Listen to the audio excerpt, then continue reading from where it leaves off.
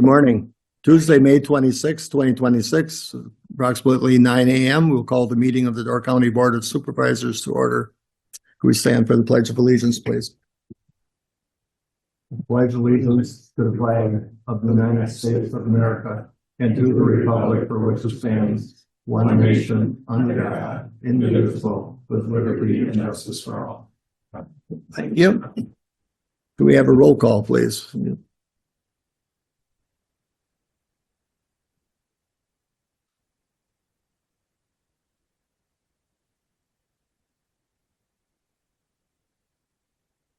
Okay, we got a few members that haven't pushed their present button. We're still showing 5 absent. 2.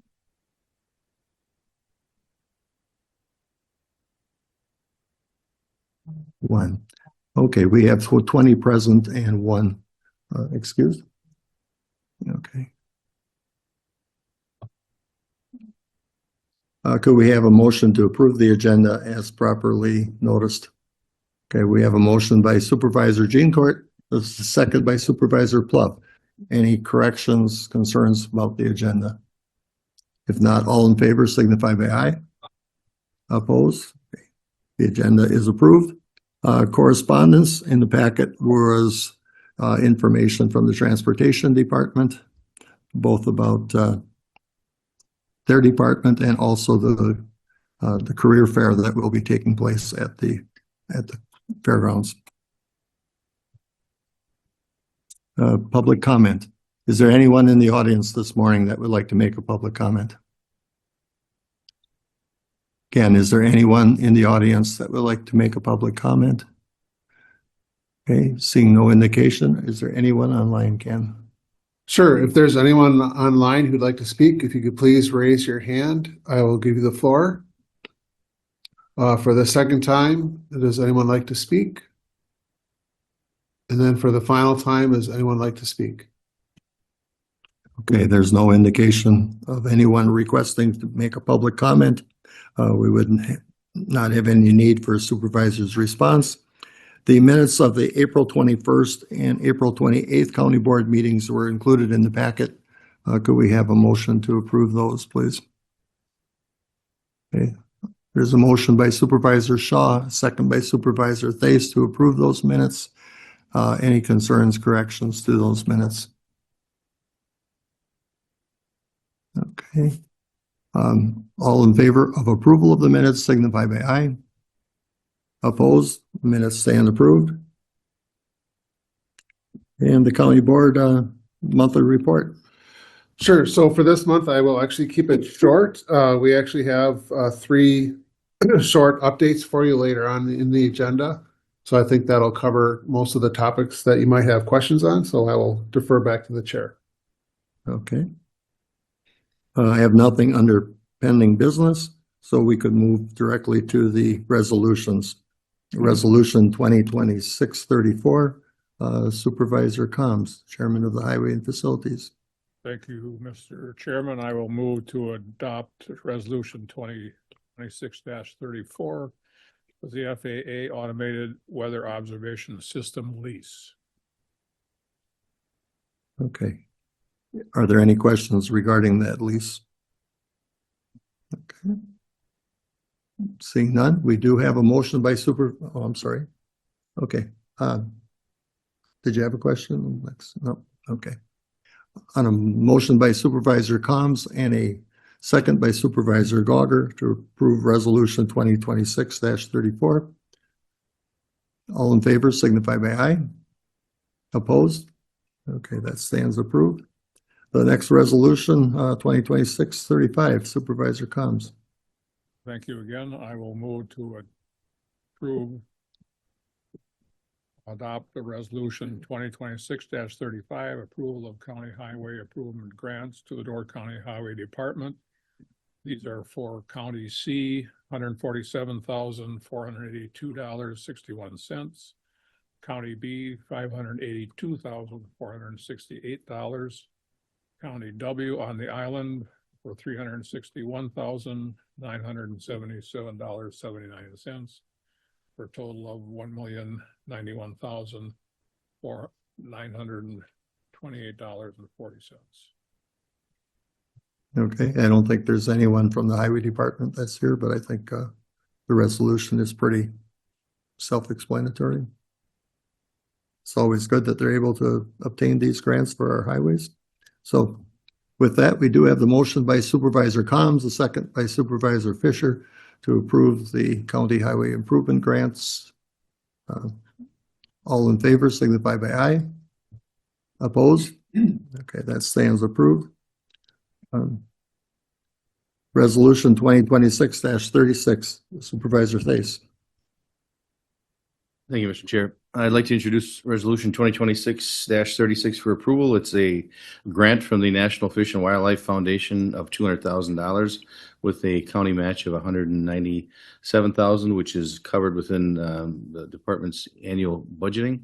We had a healthy discussion at our committee meeting regarding what this covered and the duration of the grant. The department is here if there's any questions specifically regarding the grant. Okay, are there any questions? Department Head Greg Coulters is here this morning. Yep. I'm sorry, what was that, Greg? Jason. Oh, okay. Okay. Any questions on the program? Okay. Seeing none, we do have a motion by Supervisor Thais, a second by Supervisor Smith to approve the National Fish and Wildlife Foundation Sustain Our Great Lakes Grant. All in approval signify by aye. Opposed? Okay, that carries as well. Resolution 2026-37, Supervisor Thais. Thank you, Mr. Chair. I'd like to introduce Resolution 2026-37, which is appointment to some subunits and the library board and the zoning board. You'll see the individuals that are being offered up for appointment. So, and probably no questions, but seek approval for this. Okay, any questions, comments as to those approvals? The three on the Board of Adjustment are reappointments, the library board member representing the city, and I believe they submit those names for our approval. So we do have the motion by Supervisor Thais, a second by Supervisor Norton to approve these subunit appointments. All in favor signify by aye. Opposed? Okay. Resolution 2026-38, again, Supervisor Thais. Thank you, Mr. Chair. I'd like to introduce Resolution 2026-38, which was introduced and spoke about in both the Highway Committee and also in the Admin Committee last week. And Thad is not here, but basically it's a position that we flopped about a year ago when his mechanic was retiring. So he asked for one of the highway worker positions to be reclassified so he could go ahead and kind of pre-hire a mechanic, and that worked out well for him. And now he'd like to switch it back. The mechanic has since retired, so the one that he hired has taken over, and he'd like the position switched back to a highway worker so he can now fulfill his needs for the highway department workers. Okay, a good explanation. Are there any questions from any supervisors? Any discussion? Okay, we do have the motion by Supervisor Thais and a second by Supervisor Rubelard to approve the position change at the highway department. All in favor signify by aye. And opposed, so that carries as well. Okay. Resolution 2026-39, again, Supervisor Thais. Thank you, Mr. Chair. I'd like to introduce 2026-39. It's a partnership for County Economic Development and the Broadband Implementation Committee. Probably a lot of discussion here, but the details of it can be gone over by Ken. You'll see a memorandum of agreement.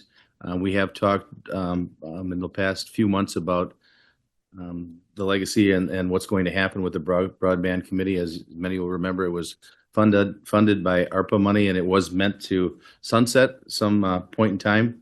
There's a need over at DCEDC, and it appears as though the candidate could possibly be, our current chairperson or a person that leads our committee. So Ken, you can probably fill in the finite details of that in the MOU if there's any further questions. Sure, just one update for the board. So the initial plan was the kind of, again, I use the analogy of kind of like an off-ramp of how do we get out of the broadband business. We accomplished a lot of the major accomplishments, so we had approached DC-EDC together and came up with this plan. The one thing that did change just over the weekend is our existing broadband coordinator just accepted a job at the state. So she will not be working for DC-EDC, but DC-EDC will be, they're actually already had the position posted anyway, so they'll be recruiting. So this makes this arrangement even more important in my mind, because again, it's not going to be really feasible for us to hire someone just for a short period of time to complete these tasks. So I think the partnership with DC-EDC is critical for us to move forward. So under this, you can kind of consider it almost like a contract for services. We're looking to provide them some funding to complete the outlined and the items that we identified in the MOU in terms of specific items. We would expect those to be done by mid-year next year would be our goal. But again, and then after that, we'd still work with DC-EDC on broadband bigger issues, but we would not have any more funding going forward towards broadband after that point. Okay, are there any questions from any of the supervisors? Reading the material, Ken, I noticed there was a potential pilot program with Door County Medical and the ADRC for telehealth and aging in place. That would be a new program that. Yeah, so one of the things that we're trying to really focus on now as communities go online is actually trying to leverage the technology. So one of the things that was identified by the committee is to try to work with those types of agencies to make them, I guess, more apparent in terms of the ability to use that technology and use telehealth, for example. So that would be some of the goals that we try to at least promote over the next year. Mm-hmm. Yeah, I think it's worthwhile. We're always told about the aging population in Door County and that it makes up about at least a third of our county population. So helping those areas may be helpful. So, Mr. Zettel. Thank you, Mr. Chair. Since I am the short timer here, so to speak, as a chairperson for the broadband committee relative to the future, I just wanted to make sure we can allay any concerns of the operation of the committee and relative to our goals. We knew last fall or late last fall, we did a shift to look at how we drive adoption and education, and we kind of rejiggered the committee to look at those goals, and which we will work on over the next year. And the MOU basically reinforces that, you know, working closely with Ken and Michelle. One of the things when we look at education and adoption, you know, you talk about healthcare as one, education as another. If we look at the way we deploy it today, you know, we've got UW Extension doing, you know, digital education stuff. We have ADRC doing a lot of digital education just because the folks that come in for services need help because more and more tools are going online, so they need help. So the goal of the committee's work this year was especially as you look at it, look longitudinally, you know, across what our education needs are across the county. And since we are deploying broadband at a much higher rate than we ever would have envisioned when we started this committee, and we're going to have a substantial number of towns that are going to be lit, if you will, with fiber this year, and great results with the BEAD funding. You know, getting people off on the right foot from an education perspective is important. So I think that's one of the things we'll be keenly focusing on, and I'll look forward to the continued partnership with DC-EDC in that regard. Thank you, Mr. Chair. Okay. Mr. Zettel, could you comment a little bit about the BEAD funding that's coming to the southern towns? I am not trying to put you on the spot, Jessica. Yeah, Jess doing a okay. presentation on that, so you'll get it in gory detail. Thank Okay. you. Okay, thank you. I should have remembered that. So, okay, yes, Supervisor Miller. Thank you, Mr. Chair.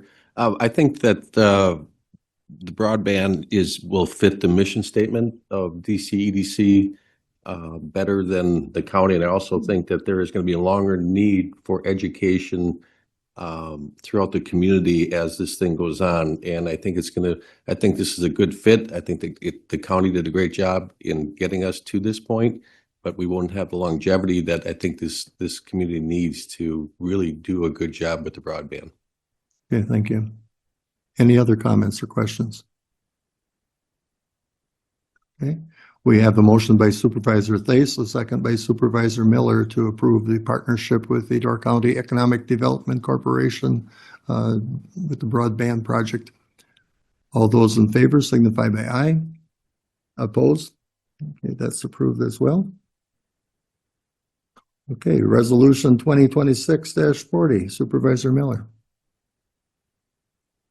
Thank you, Mr. Chair. I'd make a motion to approve resolution number 2026-40, which is the authorization to obtain a feasibility study for the Emergency Services Middle Station project transfer of non-budgeted funds.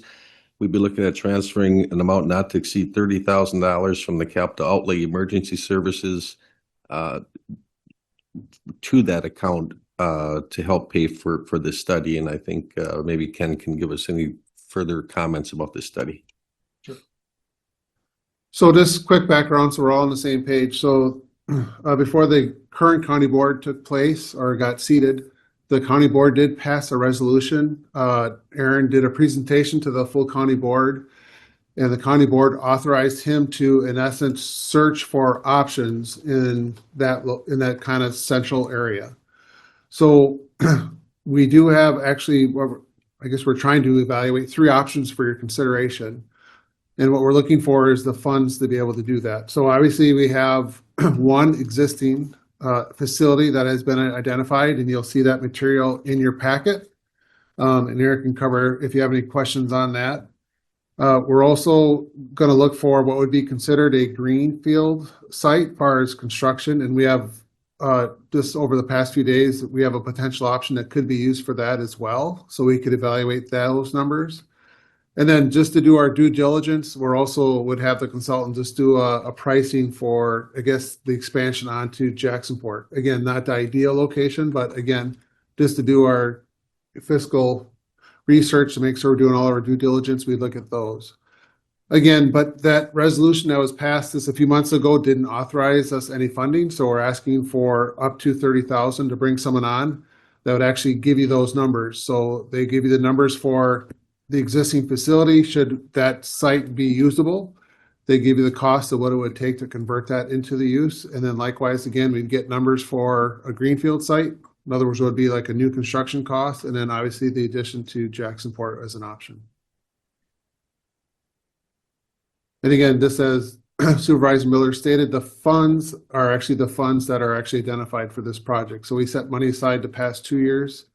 We'll go through and set money aside, but we're asking for $30,000 out of that fund to fund this study.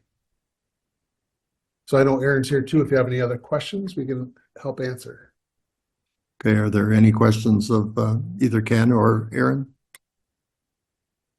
Okay. Some of this information came forward to both the Public Safety and then the Highway and Facilities Committee. I appreciate the additional information, the layout of the buildings and so forth on that property. Initially, none of that was included in the packets, and this is helpful, I think, to the supervisors to understand what is on that property that was being considered. Okay.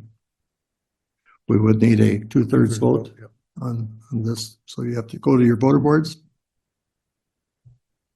So we do have the motion by Miller and I lost a second. Shaw. Second by Shaw. Okay, we will be voting on resolution 2026-40. All in favor, vote yes. Those opposed, no.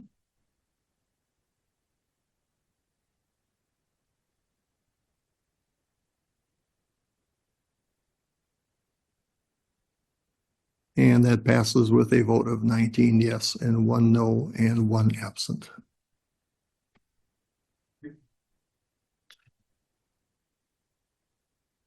Okay, resolution 2026-41, Supervisor Thais.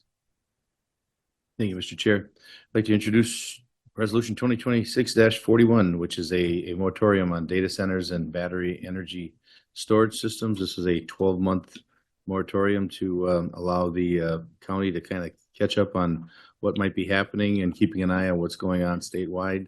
Had a very healthy discussion at the committee level regarding this topic, and certainly our neighboring counties are making news as they're holding open houses and things of that facet. I think it's important to note, as far as, and we've asked the question several times, as far as this county is concerned, there's no activity that we know of at this particular time.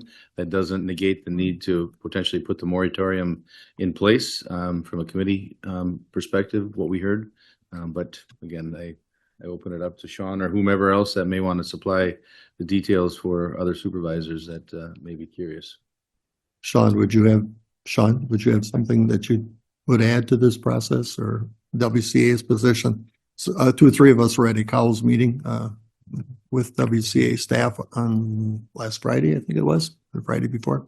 The staff person there wasn't aware of any of the political side of things. She was presenting county board operations and budget information. So, good morning, everyone. So what I would say about this resolution is this isn't necessarily a forever prohibition. What this is doing is it's putting pause on the development of both data centers and battery energy storage systems in the county until the Land Use Service Department can dig into what zoning implications do these types of facilities have. And then we would update our zoning ordinance, we'd update our comprehensive plan if that was needed to address the concerns from our county.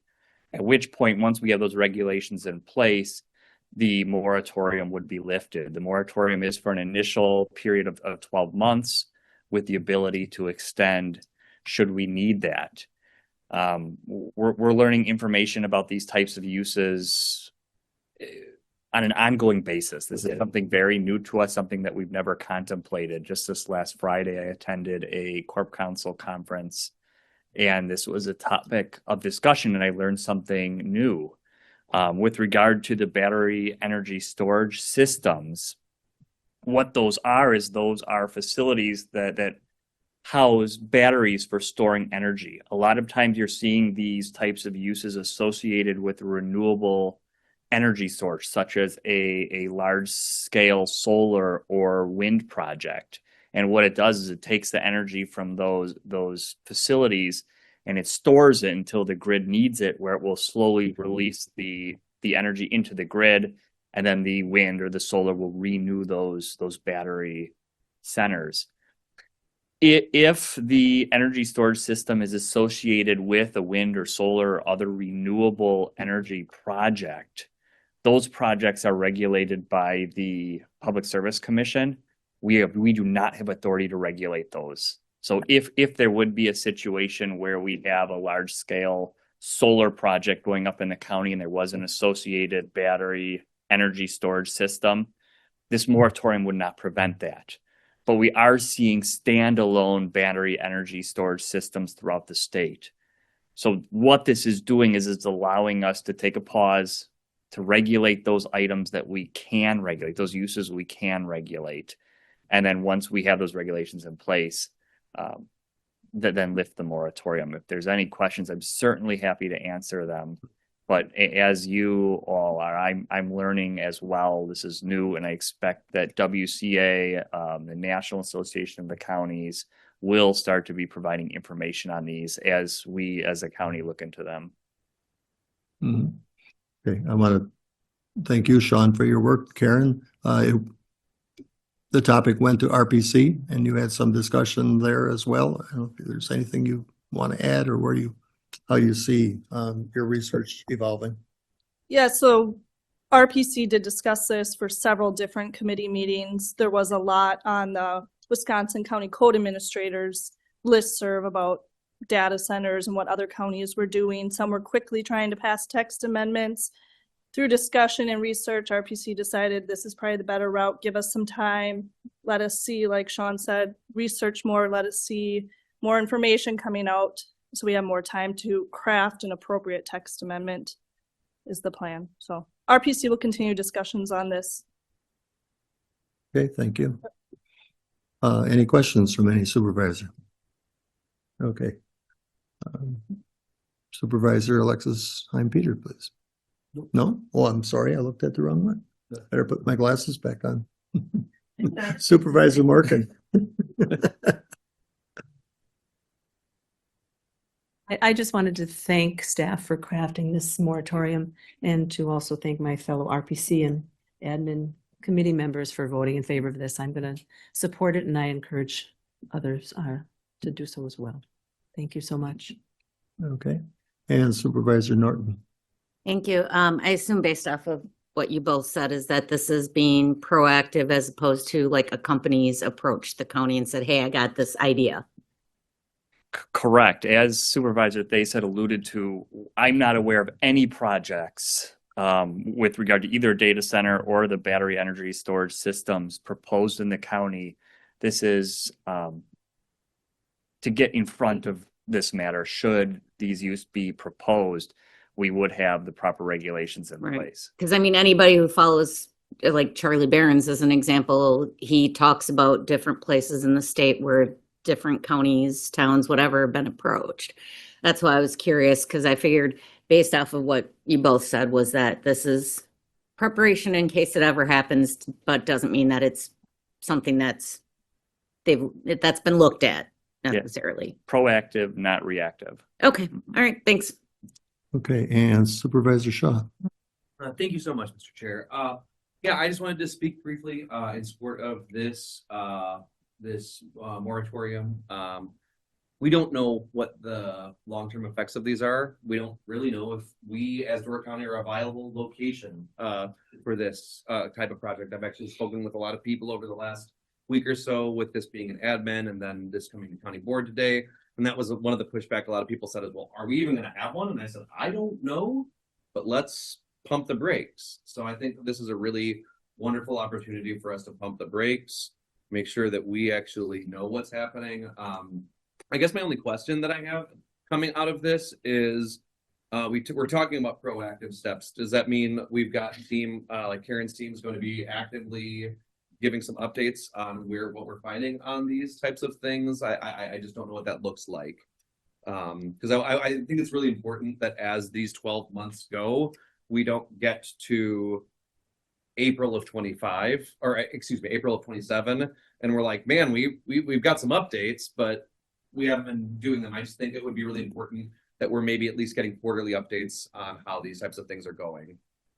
We can certainly do that. That's the plan, is to show committee that we are taking steps to address this, not only to keep committee members and supervisors informed, but also to document that we are taking steps under this moratorium to address the concerns that we do have. And it's not just a phantom temporary prohibition, that this really is needed to address potential concerns.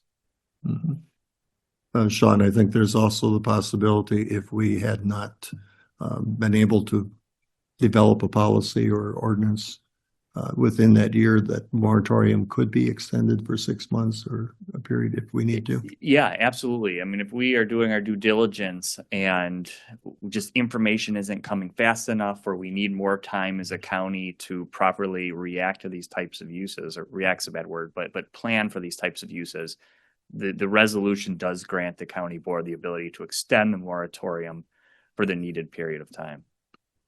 Okay, thank you. Okay, seeing no other questions, we do have the motion by Supervisor Thais and a second by Supervisor Shaw to approve the data center and battery energy storage system development moratorium. All those in favor signify by aye. Opposed? Okay, thank you. Okay, resolution 2026-42, Supervisor Fisher.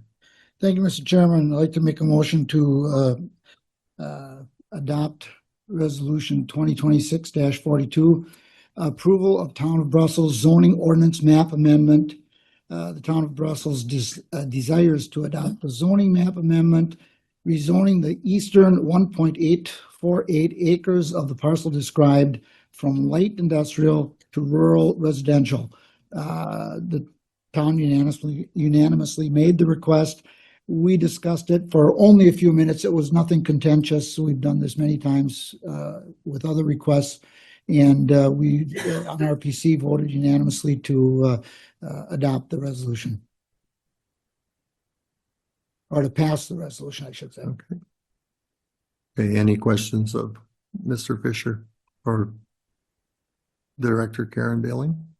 Okay, seeing none, we do have the motion by Fisher and a second by Supervisor Miller to approve the resolution changing the town of Brussels zoning ordinance map amendment. All in favor signify by aye.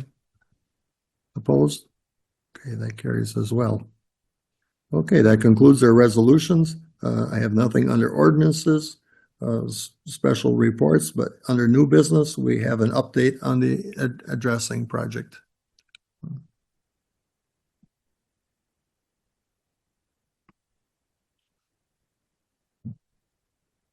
Good morning. My name is Jeb Salins. I'm the Director of Emergency Management, overseeing the fire sign project, and here to give you guys an update. Next slide, please. All right, so our project started August 25th of last year in the town of Sturgeon Bay. As of today, we are about 42% the way complete, so a little over 8,000 signs have been installed. We have 5 crew members working for us. We are currently working through phase 1. So phase 1 started in the town of Sturgeon Bay in Claybanks. We started south and started working our way north.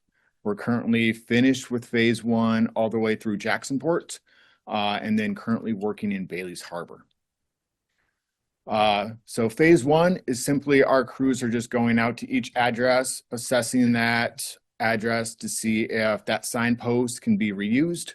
If they can, they will simply just put a bracket, replace the old sign with the new sign, and then that sign is complete. If for whatever reason that post needs to get replaced or relocated, that's where phase 2 comes in, and they will flag that information. So we do collect latitude, longitude, address, all that information, because we will need to give that information to the utility companies for locating, utilities and diggers hotline. Phase 3 is if we go back and move a post, especially up north, if we find a lot of bedrock and can't find a suitable spot to place that post, then at phase 3 we'll come back and go through that bedrock with some drills. Next slide. This is where we're currently at. I know it's kind of a busy map, but all the green dots are installed signs.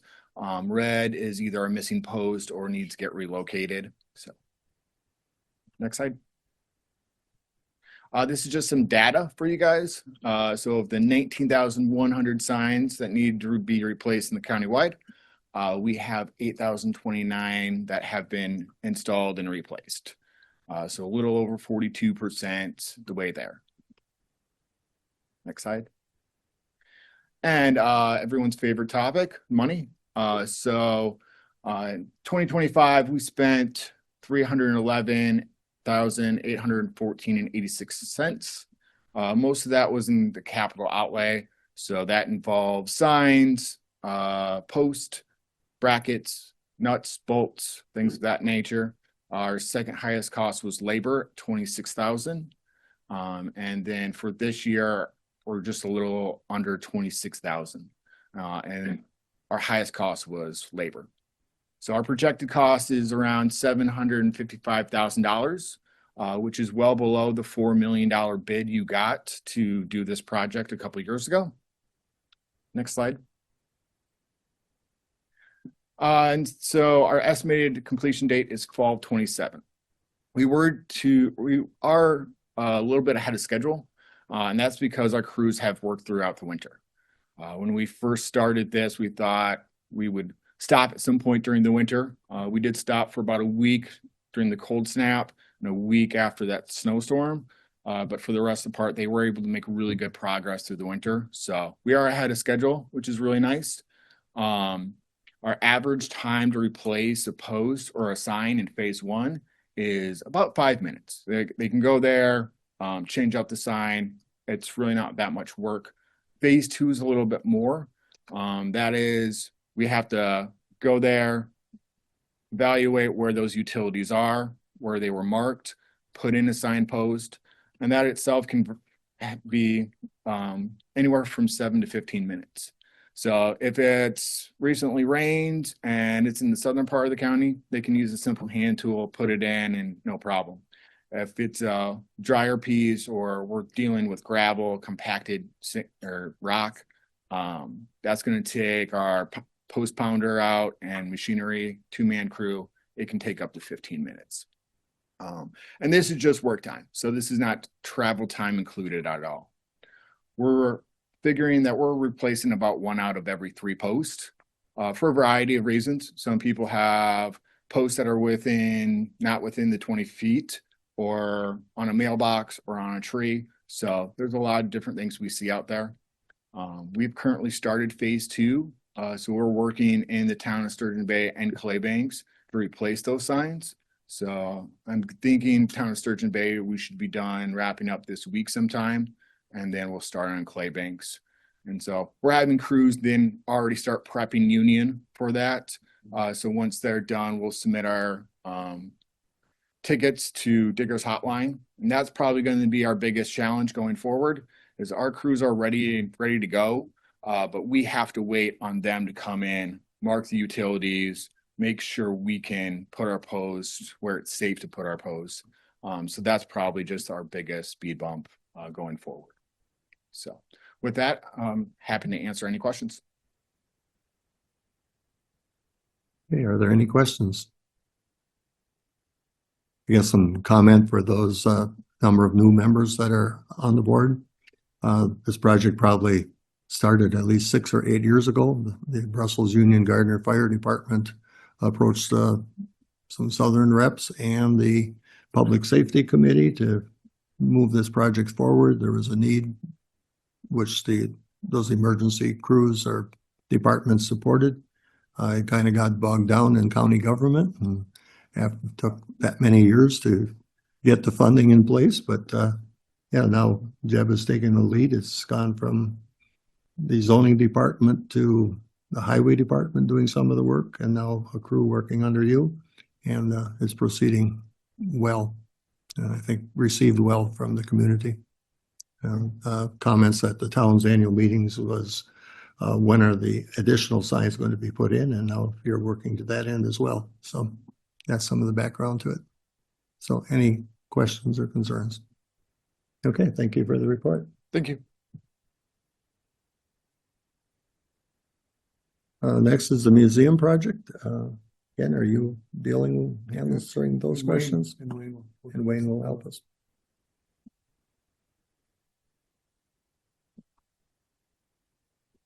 So this is more of a FYI. It's going through the committee process, but we thought we'd share it with the county board just so you're aware of the process and what's going forward. And again, for the new county board members, usually we always have checkpoints for all of our capital projects related to building. So normally we give an authorization to initially do some initial research, like you just did for that middle station. Then we'll, in essence, have a phase where we'll bring that back. You'd authorize bringing on an architect and going through the initial bidding and design work. And then what it does is it comes back when we get the final bid, and then we go through that process in that sense. So what we're checking in with you today is that it did go through committee. Again, this project was authorized to bring on a construction manager and an architect. So we're working with Immel as our construction manager and Integrity as the architect. And what's in your packet, we just wanted to kind of walk through if you had any questions, but there's some of the drawings are in there. If you look on the screen, it's not anything that stands out or jumps out at you right away. But again, if you're familiar with the building, this would be where my cursor is. This is the 4th Street along this front. In the back here, it would be, this is the warehouse that would remain as existing warehouse. And this back portion would be where we're looking to put our museum collections. And it's sized both for housing and collections, but then also some workspace for them to be able to work on updating the museum as far as their displays and exhibits. Then the front of the building was designed for, I guess, 2 tenants. There's 2 tenant spaces that are being proposed at this point in time. And then what we have is shared bathrooms. There's a small office area for the museum, some mechanicals, and then we have 2 conference room facilities that are of both different sizes. Again, those would be available for use by the tenants, but then also the county. I know the museum would like to have that space for providing programming. But again, especially this one larger conference room is something that we could use for something, for example, like human services, when they have even just their staff meetings would be more accommodating than what we have now. So that's the floor plan. Also in the packet, you'll see the elevations that are in there that are just proposed right now. Again, the building itself you're not seeing anything really extensive on the sides except for the front elevation, which you'll see in the bottom portion there, just in terms of updating the windows and that front facade up on top. And then also in the packet again, this is going to be small, I'll zoom in on this. There's a schedule that was provided. Right now, they're finishing up the drawings. They're hoping to go out for bid in June and then have it to come back to the committees and the county board in July, hopefully if we have good numbers. And then likewise, we also have a construction estimate. And this was discussed at the committee as well. So if you're just going to make that so you can see it in the packet, it kind of goes through. Our original resolution had the museum and archives at 1.7. Right now it's tracking at 1.88. The commercial space, as far as that allocation, was 800,000, and that is at 809. So it's pretty much very close on that. And again, for the ADA, I think we had 185,000 and we're actually at 178. So right now, based on what's presented to the committee did approve the drawings and they're going for, in essence, they're finishing all the drawings and going out for bid. So again, we just wanted to have a check-in in terms of where the project is. We'll be getting those numbers now in July and coming back to county board. But I don't know if you had any questions, or Wayne, did I miss anything that should be covered? So I think just 2 clarifications, Ken, if you don't mind. And welcome to all the new folks. I'm Wayne Spurka, Facilities and Parks Director for the county. Been managing pretty much all of your facilities for the last 11 years, I think. The first big project was the ADRC and everything in between. So if you look at the details, you'll see something in the bidding. So the bidding was actually a very short period. So we actually opened that up. So the bids aren't actually due until July 16th, right? So we were working around the July 4th weekend and this idea that people aren't going to actually take the time to put in an appropriate bid. So we opened that up a little bit. Bids due July 16th, and then looking for a joint finance highway facilities committee meeting on the 22nd, which would then review those bids and see where we're at and where we land, and then onto the county board for July 28th meeting. So just a little clarification on the scheduling there. Otherwise, pretty much covered everything. Okay, are there any questions of Ken or Wayne? Okay, I don't see any. Okay, we'll move on to the broadband update. Thank you, Wayne.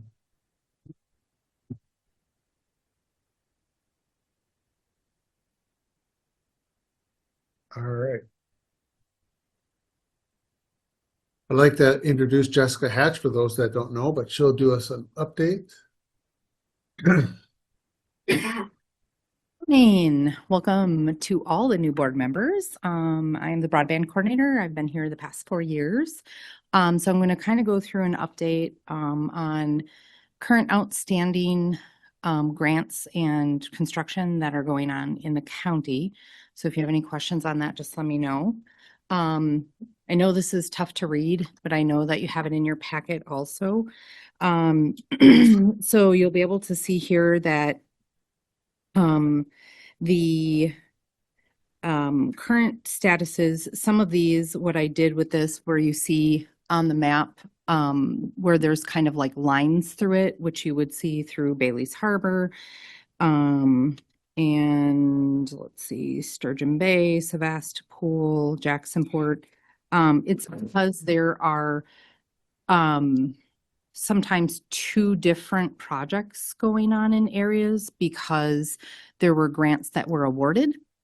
And then Frontier, which is now Verizon, has made decisions to do their own work in some of the areas.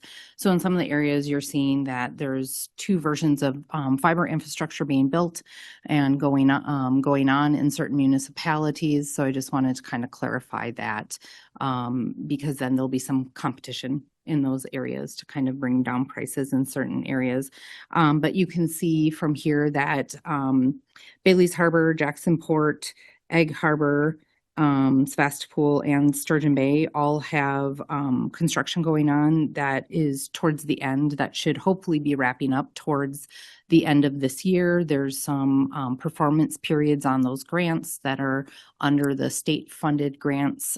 So they have contracts in place to finish by certain timelines.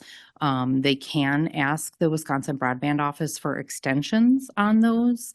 And depending on the funding source, if it's state funded or if it is federally funded, there are different responses back on that. So sometimes it's yes, and sometimes it's yes with some fines attached to it, depending on the funding source. But this map is very specific to state grants. Washington Island Electric Co-op should be wrapping up towards the end of the summer. They have almost every single location connected on the island at this point.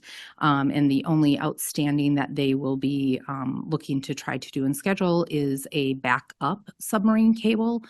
So they have redundancy. So part of the grants, excuse me, because they've had 3 different grant awards, are to ensure that they're not reliant on one submarine cable to connect the island for electricity and for broadband facilities. But Robert has said that he anticipates that that should hopefully be wrapped up by September or October with getting that second one there. That is everything on here other than Clay Banks will hopefully also be wrapping up by maybe late this fall. Gibraltar does not have a contract in place for their work that they are doing. So in looking at this map, a majority of these areas have a public-private partnership in place with a specific internet service provider between that municipality and the provider. And there is usually a tax levy attached to that where they have provided some matching funds at the municipal level for that. Gibraltar has not done that, but Frontier, Verizon, is working on doing some work on their own through that area. And then in the chart that I have there for you, this is the closest estimations that I can get you of this one is very accurate on this one specifically on what has been provided, for their award and for the municipal cost and the investment on that locally. Okay, so really the next steps for the municipalities, I have discussions with them on a regular basis on transitioning their broadband committee that was focused on access over to adoption and digital skill building to support the last mile connections. Some of those committees are having those discussions with their ISP partners to see what programs they have available and help support those initiatives and be here locally during certain days to maybe help do that as well. And then discussions are ongoing with nonprofits in the county already doing the work and continuing to have those discussions in place. We continue them with economic development and carrying those discussions also. And then I just put a couple facts in there for you on the benefits of adoption and digital skill building. So this secondary map that is specific to BEAD, which is the Broadband Equity Access and Deployment Funding, is federal funding here. This chart that I have in here is as accurate as I can get it to you because the broadband office only releases it at a specific level, and then I have to kind of go in and try to break down and count locations under the map and do some detective work on my own to kind of determine who's getting what. But this is pretty accurate to which areas have been awarded how much under this funding, and then what technology type, which a very large percentage, I think we were at like 98% was awarded to fiber here throughout the county. There were locations that were awarded to satellite, and I just want to address that because a week ago, the Wisconsin Broadband Office opened a state grant, which was a surprise to all of us, to address the locations throughout the state that were awarded to satellite service. We have a state statute in place that does not consider any satellite service as served. So the current grant that is open, there are a little over 30,000 locations throughout the entire state that will be addressed, and anything during the BEAD program that they had to follow specific rules to award those locations because of certain costs that were awarded to satellite are now eligible for connections under the state-funded grant to try to get fiber services to those. So they've swept the corners, and then there's other eligibility for locations that were not just those satellite locations. It's for any locations that were considered below the 100 by 20 megabit speed minimum, and also any that were below 25 by 3. So there are some priority locations based on ones that went to satellite, ones that are underserved by 25 by 3 speeds, and then ones that are unserved under the 100 by 20. So they're trying to ensure that everyone in the state kind of will have equitable fiber services no matter where they live, and they will be releasing a list of those locations. There is currently a map, but they haven't released the actual full list on those. And as you can see, you know, by this map, we were awarded a lot of areas throughout the county. The only reason that you're seeing Bailey's Harbor left out here is because there was already a grant in place for service for there. And what I did here is break down so that you can see like how many locations, because if you look at locations kind of like Ephraim, for example, there was like 59 locations that were awarded, or Claybanks, there was 4, because there was already an enforceable funding agreement in place or a grant in place. So they kind of caught a few random locations here. And the $22,613,241 that we were awarded here, just so you all are aware that haven't been in this room before, we were awarded the 8th highest award of any county in the entire state. So we had some really great awards here locally. Okay. And I think that is, so BEAD next steps. Those providers are working through their contracts with the Wisconsin Broadband Office. This contracting period is very different than state grants. State grants have a pretty boilerplate contract, and they can usually get through them pretty fast. The federal contract is 160 pages. And is definitely taking some time for those ISPs to work through that with the broadband office. And then once they work through that, they will be identifying their routes, completing engineering designs, and securing permits for site surveys to plan. And then they have to submit all of that federally for NEPA review, which has to be completed before construction begins. So they have to go through environmental, historic, endangered species, and permitting review at a state and federal level. And that can take anywhere from about 6 to 12 months for them to get that through. And then once they get that back and they get the green light, they can get shovels in the ground and get going. So it's really not anticipated that they will be starting construction from these grants until this winter sometime, or into spring, depending on what our weather holds for this winter. This winter was the worst of the 4 years that I've been here at the county for broadband providers doing construction in the area, and they still made some pretty good progress, but there was a lot of permitting extensions that happened this spring because they just couldn't get work done from, you know, kind of January through March this year. And that is it. Any questions? Jeff? Thank you. Yeah. In the case of the town of Nassau, we have like 5 different providers. Mhm. One of them is the satellite. So because of what you just mentioned about the satellite, is that gonna cause a delay in the other 4 beginning their infrastructure work? It wouldn't accelerate their infrastructure work. Is that what you're asking? I'm sorry. Will it delay their Oh, will it delay? infrastructure waiting for No, the it satellite won't, issue? it won't delay any of it, because the state already has all that information. They already know, and with this current grant that's open, those locations will not be eligible other than the satellite locations. Thank you. So, yeah, and I have been in touch with all of the providers that are doing work in the county here, and I have asked all of them to bid on any locations that are eligible under their footprint. So most of the wireline carriers that we have here are Verizon, Brightspeed, and AT&T, because they are the incumbent local exchange carriers. They are the phone line carriers. They obviously want to keep their footprint, and a majority of them have already bid on locations from the BEAD round for those areas. So I've asked them to consider that, and they all have answered back that they are already reviewing and very interested in applying for funding for any of the eligible locations. Okay.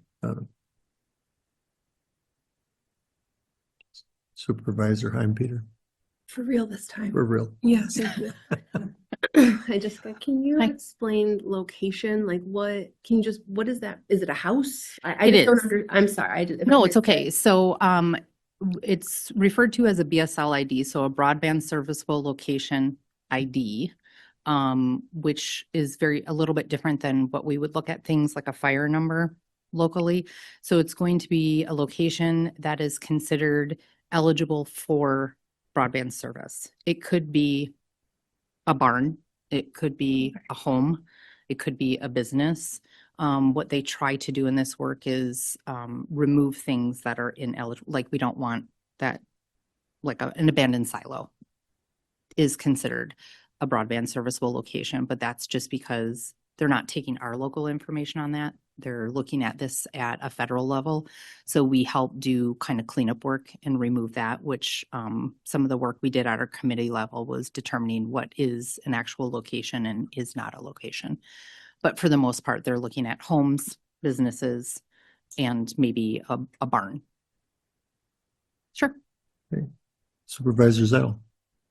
Thank you, Mr. Chair. Jessica, thanks for the update. One quick question, and then I have a follow-on comment. Relative to then the satellite, whether it's terrestrial or low Earth orbit, like SpaceX, for those that had, say, a SpaceX implementation, where the feds initially counted that as served, would those incumbent locations now be treated as unserved by the state as part of this grant round? Yes. So anything that was awarded to Leo, or in our area, it was awarded to Leo. So I'll just keep it to that. Those would all be eligible because the state does not consider them served by our own legislation, by our own statute. Okay, great. And just for our new members, when we started this work back in 2022, through the Finley engineering study that was sponsored by the county as well as DC, EDC, a lot of communities and other private stakeholders, I think it was a pipe dream to envision that we would have as much fiber deployment and have access throughout as much of the county as we are seeing now, and especially at the speed that we are seeing now. And I think proof of the pudding of that as well is that UW Extension has a large broadband effort as part of their mission, and as part of looking at benchmarking what's going on in various counties in the state relative to broadband deployment. Door County was not featured once, but featured twice relative to its efforts and relative to the incredible success that we've had despite what people thought we were able to do with our federated model, the engagement of the towns, committees, et cetera, to take the lead and to drive deployment, I think has been exemplary. And a lot of that really falls on Jessica, relative to your leadership and engagement both with the communities as well as with the ISPs and the state to get this done. So I just want to, again, thank you for all your hard work and leadership on this. And it was a pleasure collaborating with you as broadband chair. Thank you. Thank you. I'd have to agree, and it's been a pleasure being here at the county. Thank you so much for my time here. I've really enjoyed it. Okay, thank you very much. Okay, one other item under new business is the new employee and administrative policy manual. It was up for your review, and in the near future, we'll be coming back for approval. But Thank you. Good morning again, everybody. So on the intranet site for the County Board Supervisors is a copy of the current draft of the new administrative policy manual. So I want to give you a little bit of how we got to this draft. Back in 2014, the county had adopted two separate documents which comprised our employment policies. There was the employee handbook and the employee administrative manual. Since 2014, those documents have evolved through resolutions, some of those changes being incorporated in, some not. We've developed practices at Human Services. So now it was time to get one comprehensive document. In doing that, we didn't rewrite all of our policies, but we didn't amend the current documents either. This is a new rewrite incorporating most of the existing policies we had into one organized document. We did make some changes where we felt it was appropriate. The committee or the group that created this new policy was comprised of Human Resources, the Administrator's Office, and myself. We had looked at what others had done in organization, and then using a similar organization that we developed, put our policies into it. Once we had completed our review of a chapter or of a section, it had went to my assistant attorney who reviewed it independently. She was not involved in our discussion, so she got a fresh look at it from a legal perspective. After we had completed the entire document and had my assistant attorney review it, the county's insurance provider was good enough from a risk standpoint to retain independent employment counsel for us to review the whole document from an employment law perspective. The document went off to that attorney who reviewed the employment manual in full, and it came back with a few suggestions.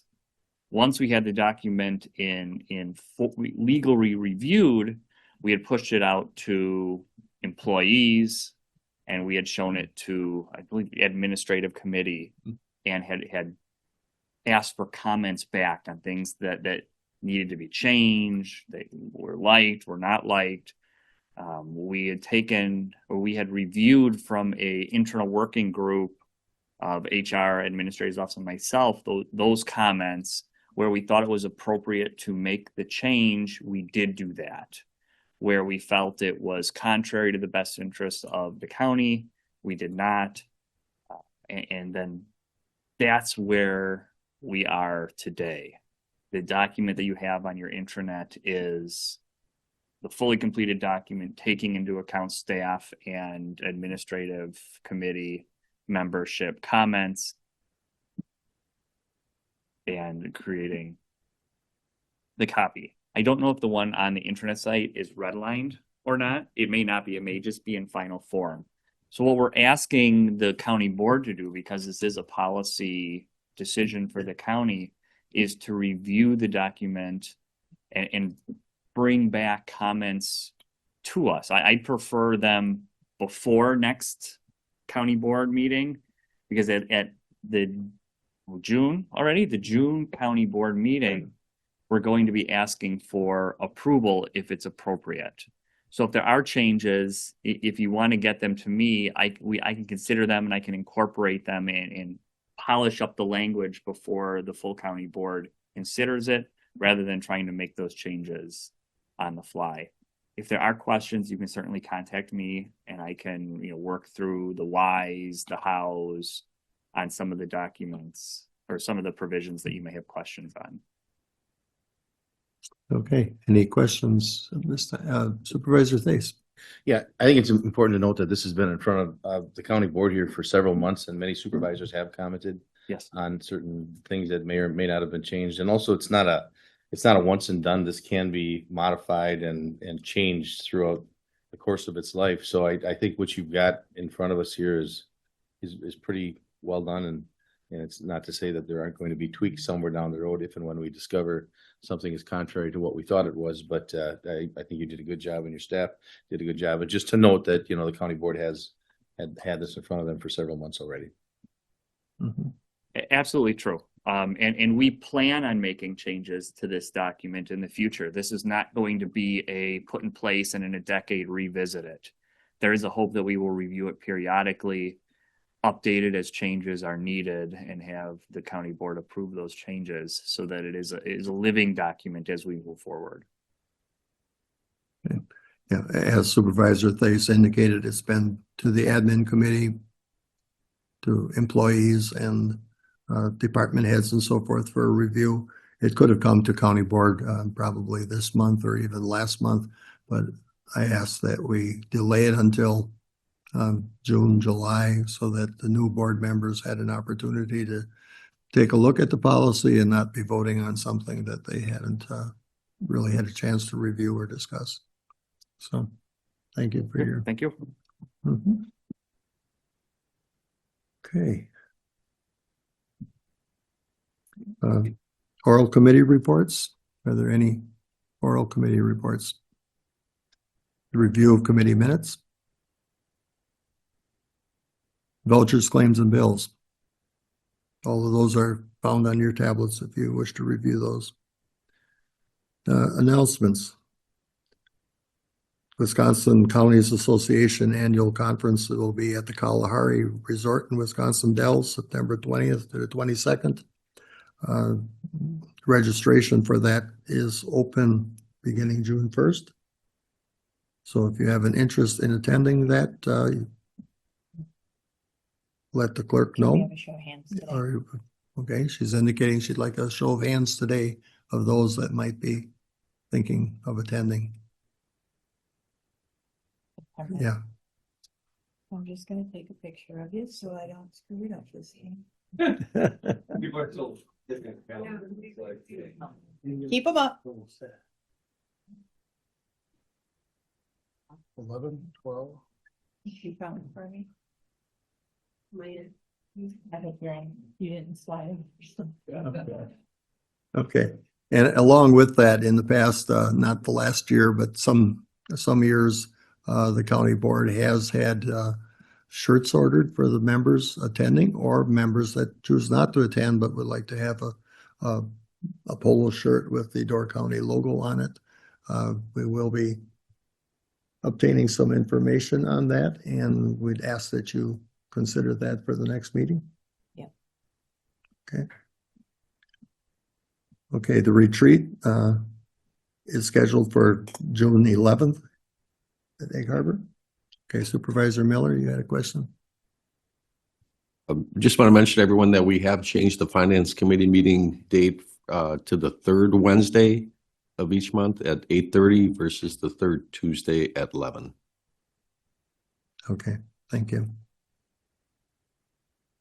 Okay. I just mentioned the retreat, which will occur June 11th. That's a Thursday, I believe, at Egg Harbor at 8 a.m. at the Crest Center. Did they turn their cards, Joe? Just Mr. Combs.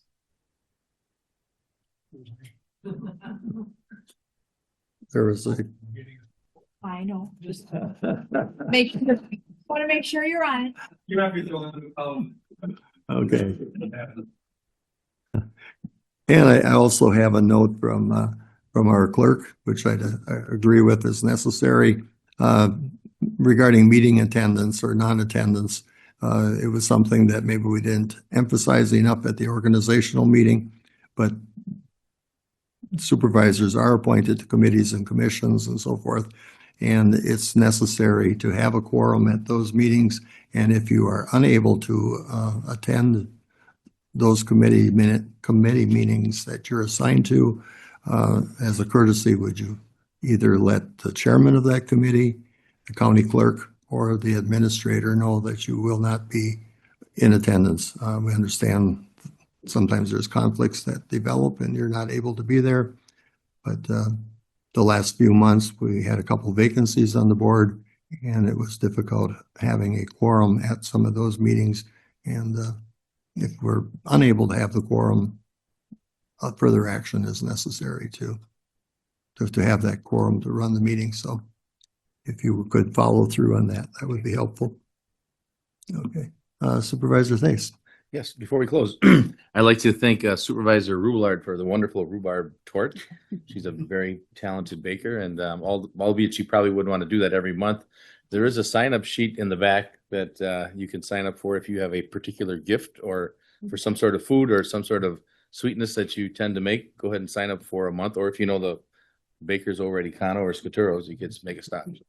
Sign-up sheets in the back, right, Nancy? Right, Joe? All right. Okay. Next county board meeting would be June 23rd at 9 a.m. But do you want to see in that highway meeting right now? About it. Change the date? 22nd or the 24th?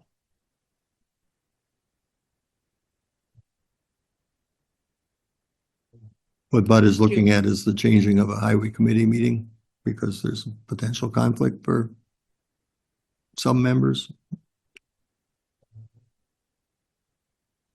Okay. Highway committee members, does June 24th work for all of you for your special meeting about the crushing and hot mix plant? Is that the one that was on the 18th? Yes. Yes, I can do the 20th. Okay. Not for Jeff. How about the 22nd? Here. Okay. Nancy? Right. Jason? Who am I missing? 1, 2, 3, 4, 5, 6. Who's my 7th? Ken. 22nd of June? Monday. Monday. The Monday. We don't meet on Sunday or Saturday, and we don't try to meet on Fridays either. Monday, June 22nd. The day before county board on the 23rd. Yes, that's a go? Yep. All right, thank you. Well, 22nd. 22nd, 9 a.m. Okay, any other business that we need to address regarding committees or meeting dates? Okay, do we have a motion to adjourn, please? Motion by Supervisor Norton, second by Supervisor Pluff. All in favor of adjournment, signify by aye. Thank you. Stand adjourned.